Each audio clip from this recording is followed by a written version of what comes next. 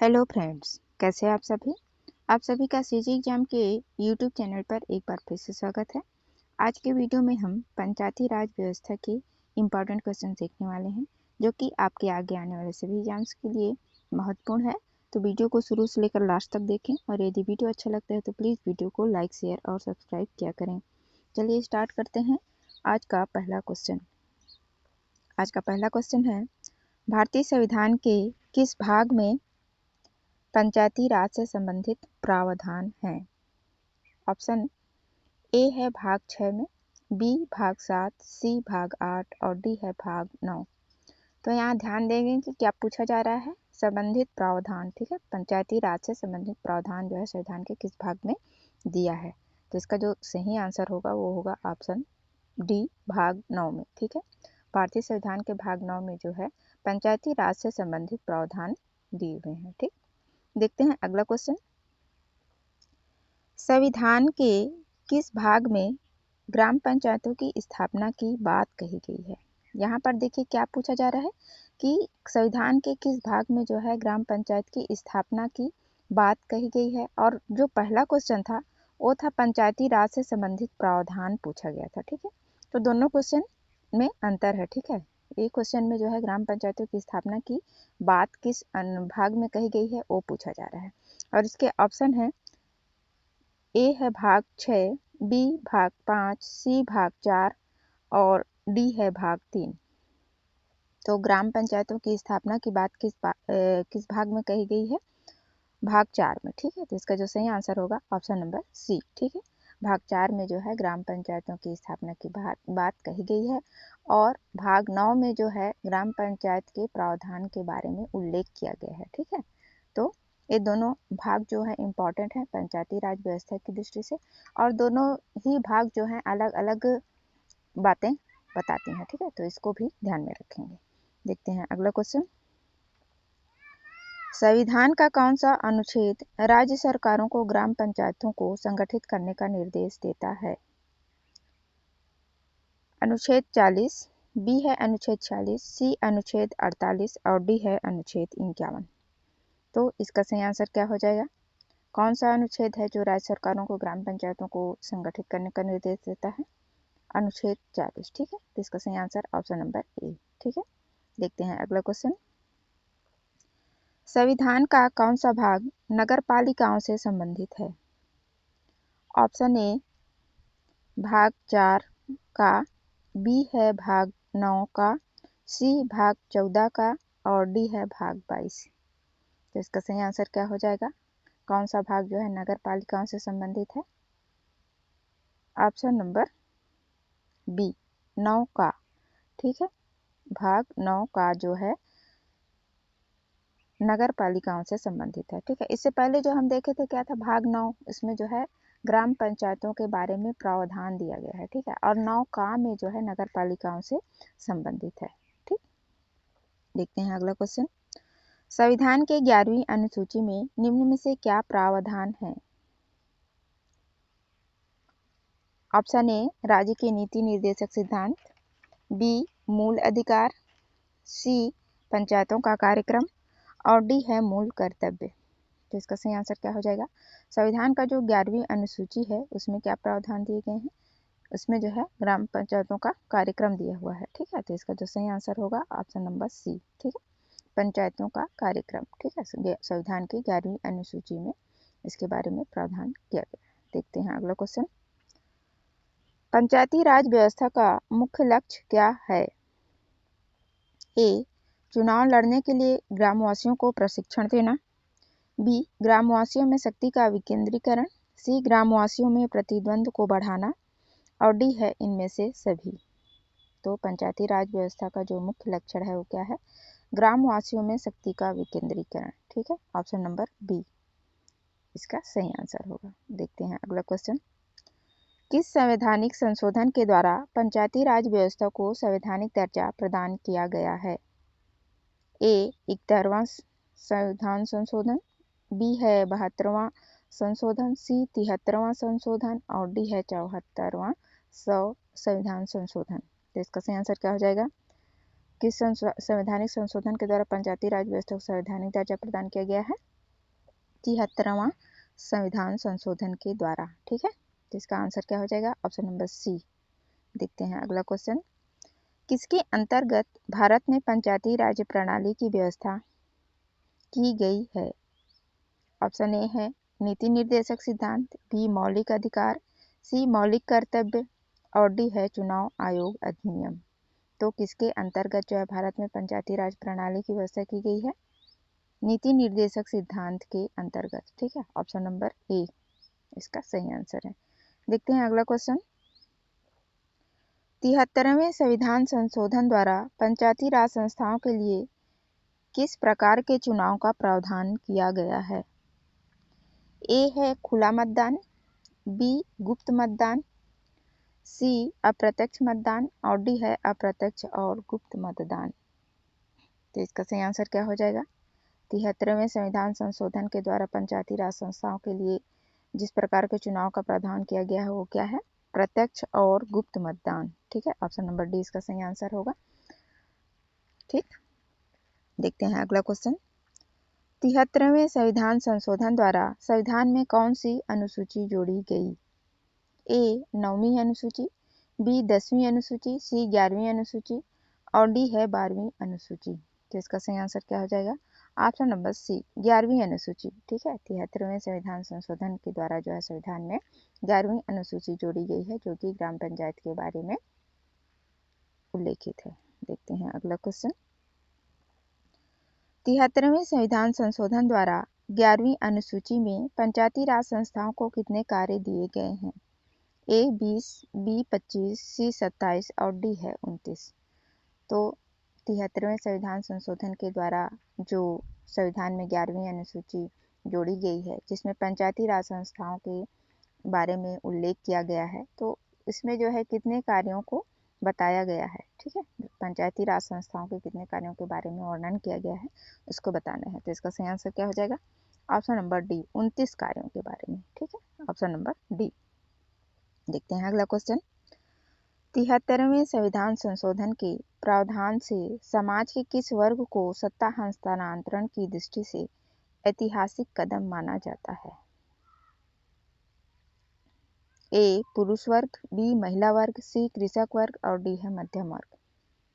तो 73वें संविधान संशोधन के प्रावधान से समाज के किस वर्ग को सत्ता हस्तांतरण करने की दृष्टि से ऐतिहासिक कदम माना जाता है? महिला वर्ग के लिए। ठीक है, ग्राम पंचायत में जो है महिलाओं के लिए जो है विशेष आरक्षण है। ठीक है ना, तो इसका जो सही आंसर होगा वो क्या होगा? महिला वर्ग को ठीक है सत्ता हस्तांतरण करने के लिए जो है एक ऐतिहासिक कदम माना जाता है। Option number B. देखते हैं अगला क्वेश्चन। पंचायती राज संस्थाओं में अध्यक्ष के कम से कम कितने पद महिलाओं के लिए आरक्षित किए गए हैं? ऑप्शन ए है 3/4, बी 2/3, सी 1/3 और डी है आधी। तो इसका सही आंसर क्या हो जाएगा?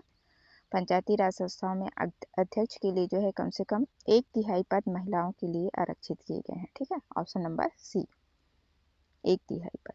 देखते हैं अगला क्वेश्चन। 73वें संविधान संशोधन अधिनियम किस तिथि से लागू हुआ?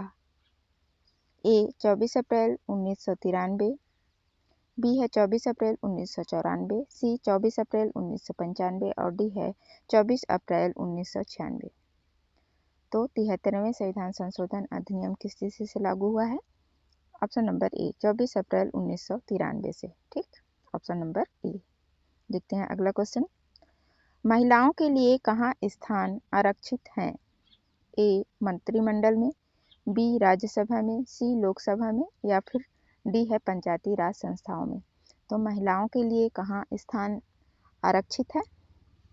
पंचायती राज संस्थाओं में। ठीक है, ऑप्शन नंबर डी इसका सही आंसर होगा। महिलाओं के लिए आरक्षण जो है ना तो मंत्रिमंडल में है, ना राज्यसभा में है, ना लोकसभा में। ठीक है ना, इसका जो सही आंसर होगा वो होगा पंचायती राज संस्थाओं में महिलाओं का आरक्षण है। ठीक, ऑप्शन नंबर डी। देखते हैं अगला क्वेश्चन। स्थानीय ग्रामीण शासन के रूप में पंचायती राज प्रणाली सर्वप्रथम कहाँ अपनाई गई? ऑप्शन ए है आंध्र प्रदेश और मध्य प्रदेश, बी राजस्थान और आंध्र प्रदेश, सी राजस्थान और मध्य प्रदेश और डी है आंध्र प्रदेश और पश्चिम बंगाल। तो स्थानीय ग्रामीण शासन के रूप में पंचायती राज प्रणाली की सर्वप्रथम जो व्यवस्था अपनाई गई वो कौन कौन से राज्य थे? राजस्थान और आंध्र प्रदेश। ठीक, ऑप्शन नंबर बी। ठीक है, राजस्थान और आंध्र प्रदेश। देखते हैं अगला क्वेश्चन। 2 अक्टूबर 1959 को भारत में पंचायती राज का शुभारंभ कहाँ से किया गया? ऑप्शन ए है नागौर राजस्थान, बी राजमुंदरी राजस्थान, सी सीतामढ़ी बिहार और डी है अलीगढ़ उत्तर प्रदेश। तो इसका सही आंसर क्या हो जाएगा? 2 अक्टूबर 1959 को जो है भारत में पंचायती राज का सबसे पहले शुभारंभ जो है राजस्थान के नागौर जिले से किया गया। ठीक है, option number A, Nagaur Rajasthan से। देखते हैं अगला क्वेश्चन। देश के ग्रामीण क्षेत्रों के लिए सामाजिक और सांस्कृतिक उत्थान के लिए सामुदायिक विकास कार्यक्रम कब प्रारंभ किया गया? ए 15 अगस्त 1947, बी है 26 जनवरी 1949 26 जनवरी 1950, सी 2 अक्टूबर 1952 और डी है 14 नवंबर 1954। तो इसका सही आंसर क्या हो जाएगा? देश के ग्रामीण क्षेत्रों के लिए जो है सामाजिक और सांस्कृतिक उत्थान के लिए सामुदायिक विकास कार्यक्रम का प्रारंभ किया गया 2 अक्टूबर 1952 को। ठीक है, ऑप्शन नंबर बी इसका सही आंसर होगा। ऑप्शन नंबर बी, सामाजिक सामुदायिक विकास कार्यक्रम जो है 2 अक्टूबर 1952 को प्रारंभ किया गया। देखते हैं अगला क्वेश्चन। सामुदायिक विकास कार्यक्रम की असफलता का कारण है? ए धन की कमी, बी गुटबाजी, सी अशिक्षा और डी है सरकारी कर्मचारी पर निर्भरता। तो जो सामुदायिक विकास कार्यक्रम शुरू किया गया था उसका सफलता का जो मेन कारण था वो क्या था? अशिक्षा। ठीक है, ऑप्शन नंबर सी, अशिक्षा। देखते हैं अगला क्वेश्चन। पंचायती राज की दृष्टि से महत्वपूर्ण समिति है? ए सरकारिया आयोग, बी प्रशासनिक सुधार आयोग, सी अशोक मेहता समिति और डी है बलवंत राय मेहता समिति। तो इसका सही आंसर क्या हो जाएगा? पंचायती राज की दृष्टि से महत्वपूर्ण समिति कौन सी है? बलवंत राय मेहता समिति। ठीक, ऑप्शन नंबर डी। ठीक, देखते हैं अगला क्वेश्चन। पंचायत चुनाव कराने हेतु निर्णय किसके द्वारा लिया जाता है? ए केंद्र सरकार, बी राज्य सरकार, सी चुनाव आयोग और डी है जिला प्रशासन। तो इसका सही आंसर क्या हो जाएगा? पंचायत चुनाव कराने के हेतु कौन निर्णय लेता है? राज्य सरकार। ठीक, ऑप्शन नंबर बी इसका सही आंसर होगा। देखते हैं अगला क्वेश्चन। पंचायती राज संस्थाओं का कार्यकाल कितने वर्ष रखा गया है? ए 3 वर्ष, बी 4 वर्ष, सी 5 वर्ष और डी है 6 वर्ष। तो पंचायत का जो कार्यकाल होता है वो कितने वर्ष का होता है? 5 वर्ष का। ठीक है, ऑप्शन नंबर सी इसका सही आंसर होगा। देखते हैं अगला क्वेश्चन। पंचायत के विघटन के पश्चात कितने समय अंदर नए चुनाव कराने की सही समय है? पंचायत के विघटन के पश्चात कितने समय के अंदर जो है नए चुनाव कराने की सही समय है? ऑप्शन ए है 1 वर्ष के भीतर, बी 2 माह के भीतर, सी 5 माह के भीतर और डी है 6 माह के भीतर। यदि पंचायत जो है किसी प्रकार से यदि उसका विघटन हो जाता है तो उसको जो है 6 माह के अंदर जो है चुनाव हो जाने चाहिए। ठीक है, ऑप्शन नंबर डी इसका सही आंसर होगा। देखते हैं अगला क्वेश्चन। पंचायती राज की 3 स्तरीय व्यवस्थाओं का अनुमोदन किस समिति के द्वारा किया गया था? ए अशोक मेहता समिति, बी है बलवंत राय मेहता समिति, सी जीवी के राव समिति और डी है हनुमत राव समिति। तो पंचायत राज व्यवस्था की जो 3 स्तरीय व्यवस्था की बात कही गई थी वो किस समिति के द्वारा की गई थी? बलवंत राय मेहता समिति के द्वारा। ठीक है, ऑप्शन नंबर बी। देखते हैं अगला क्वेश्चन। पंचायत राज व्यवस्था में स्थानीय स्वशासन की व्यवस्था कैसी होती है? ऑप्शन ए है ग्राम, ब्लॉक, जिला और राज्य स्तर पर 4 स्तरीय, बी है ग्राम, ब्लॉक और जिला स्तर पर 3 स्तरीय, सी है ग्राम और ब्लॉक स्तर पर 2 स्तरीय और डी है ग्राम स्तर पर 1 स्तरीय। तो पंचायत राज व्यवस्था में स्थानीय स्वशासन की व्यवस्था कैसी होती है? ग्राम स्तर पर जो है ग्राम पंचायत, ब्लॉक पर जनपद और जिला स्तर पर जिला पंचायत। तो ये ऑप्शन नंबर बी इसका सही आंसर होगा। ठीक है, ग्राम, ब्लॉक और जिला स्तर पर 3 स्तरीय। ठीक, देखते हैं अगला क्वेश्चन। बलवंत राय मेहता समिति ने किसको अधिक शक्तिशाली बनाने का सुझाव दिया? ए ग्राम सभा, बी ग्राम पंचायत, सी पंचायत समिति और डी है जनपद पंचायत। तो बलवंत राय मेहता समिति ने किसको अधिक शक्तिशाली बनाने का सुझाव दिया था? पंचायत समिति को। ठीक है, ऑप्शन नंबर सी इसका सही आंसर होगा। देखते हैं अगला क्वेश्चन। अशोक मेहता समिति किससे संबंधित थी? ए पंचायती राज, बी आर्थिक सुधार, सी केंद्र राज्य संबंध और डी है बैंकिंग सुधार। तो जो अशोक मेहता समिति थी वो किससे संबंधित थी? ये भी जो है पंचायती राज व्यवस्था से ही संबंधित समिति थी। ठीक है, ऑप्शन नंबर ए इसका सही आंसर होगा। देखते हैं अगला क्वेश्चन। अशोक मेहता समिति ने किन दो स्तरों की बात कही?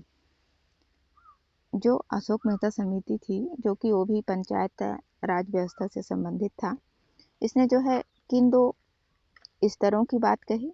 ऑप्शन ए है ग्राम सभा और जिला परिषद, बी है मंडल समिति और जिला परिषद, सी है मंडल पंचायत और जिला परिषद, डी है पंचायत समिति और मंडल परिषद।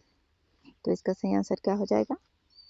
ऑप्शन नंबर सी, मंडल पंचायत और जिला परिषद के बारे में जो है अशोक मेहता समिति जिस दो स्तर की बात कही थी वो कौन कौन से थे? मंडल पंचायत और जिला परिषद। ठीक, option number C.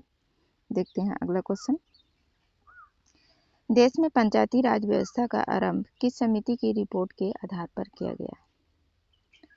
Option A है एन.जी. रंगा समिति, बी जी.डी. शेट्टी समिति, सी है कृष्णामाचारी समिति और डी है बलवंत राय मेहता समिति। तो देश में पंचायती राज व्यवस्था का आरंभ किस समिति की रिपोर्ट के आधार पर किया गया? ऑप्शन नंबर डी, बलवंत राय मेहता समिति की रिपोर्ट के आधार पर। ठीक है, ऑप्शन नंबर डी। अगला क्वेश्चन है, निम्न में से कौन पंचायती राज संस्था नहीं है? ए नगर परिषद, बी ग्राम पंचायत, सी पंचायत समिति और डी है जिला परिषद। तो कौन पंचायती राज संस्था नहीं है? नगर परिषद। ठीक है, ऑप्शन नंबर ए इसका सही आंसर होगा। बाकी ग्राम पंचायत, पंचायत समिति, जिला परिषद ये सभी जो है पंचायती राज संस्था के स्तर हैं। ठीक है, तो ये थे आज के 30 क्वेश्चन पंचायती राज व्यवस्था से। ठीक है, आशा करती हूँ आप लोगों को वीडियो अच्छा लगा होगा। वीडियो देखने के लिए आप सभी का बहुत बहुत धन्यवाद। जो नए लोग देखते हैं प्लीज़ चैनल को सब्सक्राइब करिए और अपने दोस्तों के साथ शेयर भी करिए।